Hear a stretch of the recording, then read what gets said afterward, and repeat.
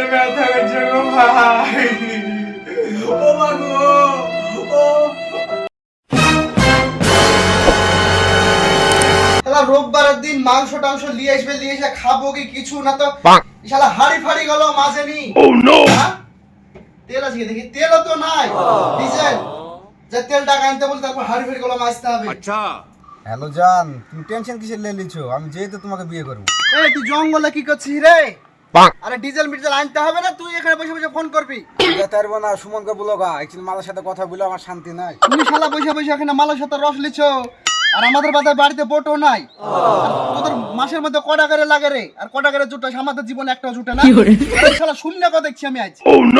আরে মারা গাড় মেরেছে ডিজে, আমি পারবো না, আমি পালাই। ও বাহ, ও বাবা গো, গেল রে।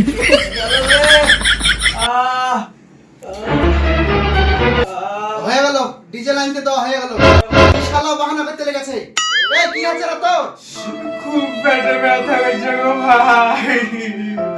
ও মা গো, ওদিকে ও শালা মালার সাথে বসে বসে রস লিচ্ছে, আর তোমার পেটে ব্যথা, তাহলে ডিজেলটা কে আনবে?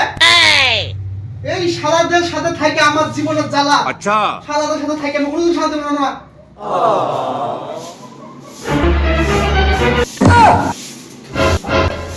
আমি এখন আমার মালের সাথে কথা বলি।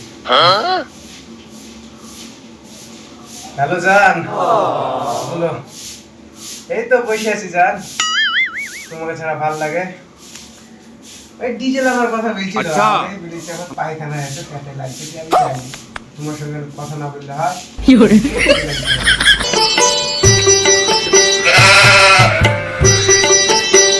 শালা হারিয়ে গেল মাঝে নি, হারিয়ে আমাকে মাঝতে হবে। শালা জীবন আর প্রবাসীদের কোনো শান্তি নাই। শালা রান্না করতে হবে আমাকে, হারিয়ে করতে হবে আমাকে, ডিজেল আনতে হবে আমাকে। আর কিছু পরে কথা বলবে যে কি আমাদের কাছে এক দিন শুয়েও যায়।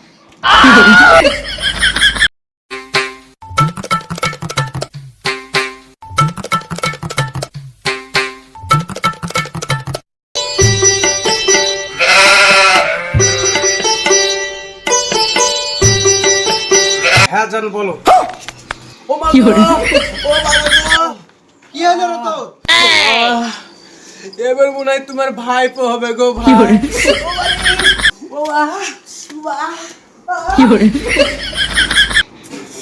ওদেরকে নিয়ে পড়াও যায় না শালারা। হ্যাঁ হ্যালো জান বলো। আর বলো না, ভাই সুমুখে এসে গেছিল, ওয়ারের লেগে আমি অ্যাক্টিং করছিল। ভাই যদি দেখতো আমাকে তাহলে রান্না করতে বলতো, ওয়ারের লেগে আমি অ্যাক্টিং করছিল। বাথরুমে এসে তোমার সঙ্গে কথা বলছি, ভাই বাইরে যা।